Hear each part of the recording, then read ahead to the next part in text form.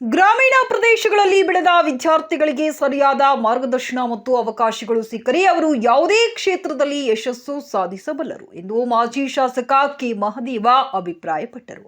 ಬೆಟ್ಟದಾಪುರ ಗ್ರಾಮದ ಚಾಣಕ್ಯ ವಿದ್ಯಾಸಂಸ್ಥೆಯಲ್ಲಿ ಶನಿವಾರ ನಡೆದ ಶಾಲಾ ವಾರ್ಷಿಕೋತ್ಸವ ಸಮಾರಂಭವನ್ನು ಉದ್ಘಾಟಿಸಿ ಅವರು ಮಾತನಾಡಿದರು.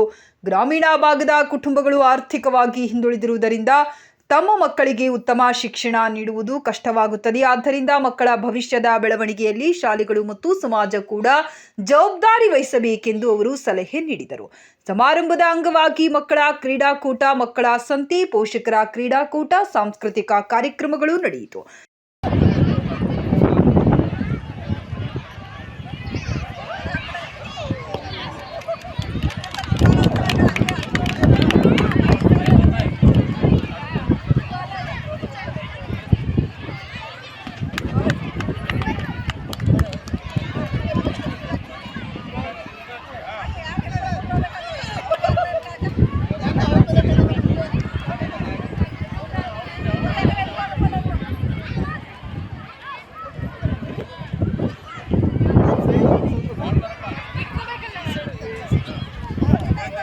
ಸೈಡ್ ಬಾಬಾ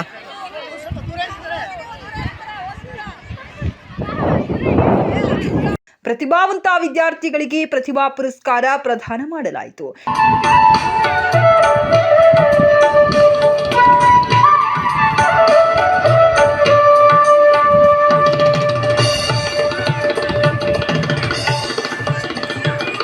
ಈ ಸಂದರ್ಭದಲ್ಲಿ ಶಾಲೆಯ ಶಿಕ್ಷಕರು, ಪೋಷಕರು, ಗ್ರಾಮಸ್ಥರು ಮತ್ತು ವಿದ್ಯಾರ್ಥಿಗಳು ಹೆಚ್ಚಿನ ಸಂಖ್ಯೆಯಲ್ಲಿ ಭಾಗವಹಿಸಿದ್ದರು.